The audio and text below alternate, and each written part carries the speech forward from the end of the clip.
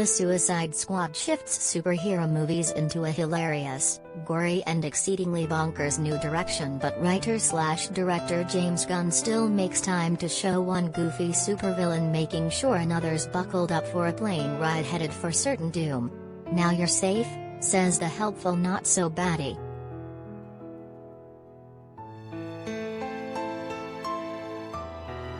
Oh, if only.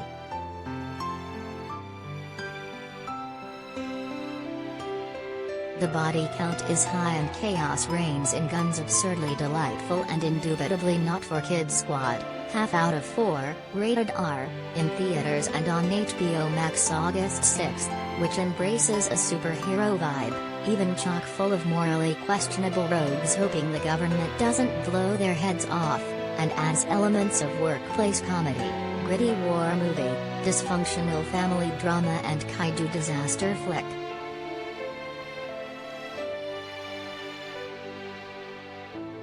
Bloodsport, Peacemaker debut in James Gunn's R-rated trailer.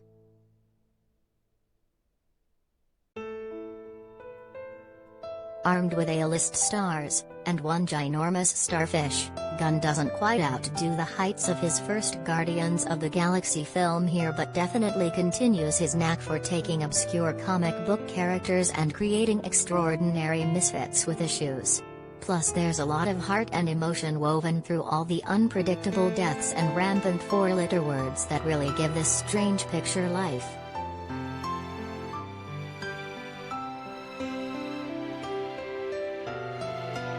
The new film kinda/sorta/not really continues from and definitely improves on David Ayer's critically pummeled 2016 Squad. Well, some of us liked it at least. Perennial hard case Amanda Waller, Viola Davis, is back running Survive or Else missions out of outlaw-filled Belle Rev prison with members of Task Force X, including returnees Rick Flag, Joel Kinnaman, and fan favorite nutball Harley Quinn, Margot Robbie. Their newest assignment is venturing to the fictional South American island of Cordo Maltese, where the squad traverses jungles, fights enemy guerrillas, goes disco dancing at a nightclub, no, really, and has to infiltrate an old Nazi stronghold from World War II that's been housing a monstrous experiment for decades.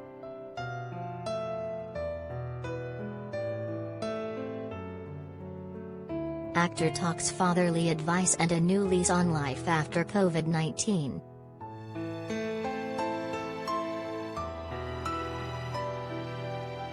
A colorful crew of rookies gives Squad 2.0 a host of winning personalities. Played with heroic grumpiness by a superb Idris Elba, Bloodsport is in the pokey for putting Superman in the ICU, thanks to a kryptonite bullet, and personal stakes put him on the front lines, where the heavily armed warrior fosters a healthy rivalry with Peacemaker, John Cena, a jerky and extremely grating patriotic type who kills in the name of liberty and is a hyper-muscular gem of a man you love to hate.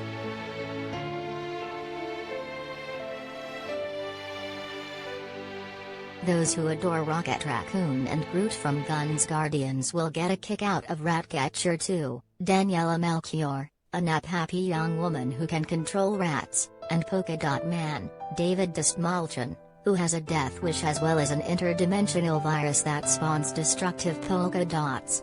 Sylvester Stallone also voices the man-eating, scene-stealing King Shark, and it's pretty much as awesome as it sounds.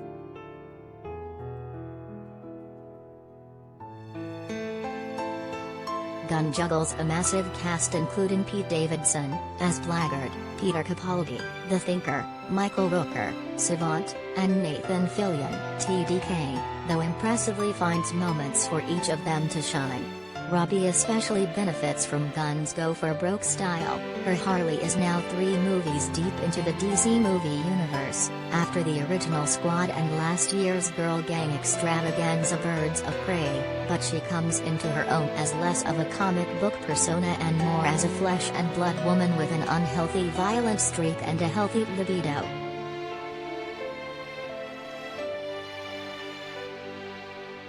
Gunn's first Guardians was where Marvel proved it could make a big swing payoff with obscure characters. In a way, The Suicide Squad is the anti-Marvel movie, Yes, it lays groundwork for other projects, but one never knows if a favorite character is going to have a crashing helicopter land on them. You don't see this many people die in a John Wick installment, much less a superhero film.